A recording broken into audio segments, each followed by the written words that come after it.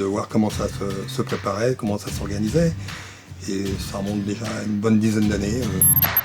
Le travail de Marc Lévy, le responsable des inscriptions, de l'informatique, du pointage.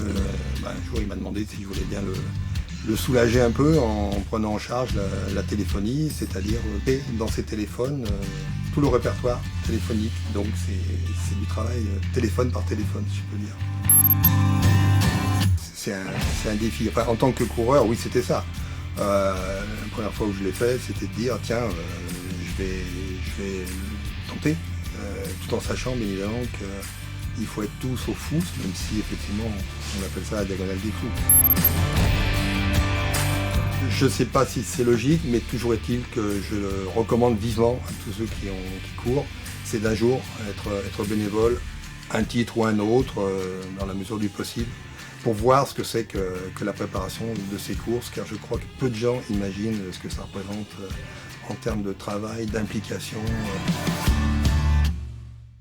Le plus frappant, c'était lors d'un grand raid, c'était la pleine lune, comme c'est souvent le cas. Dans Mafate, j'ai traversé Mafate pratiquement sans lampe, uniquement éclairé par la lune. Ça remonte à loin, hein, j'étais jeune. Un des emblèmes les plus forts de l'île de la Réunion.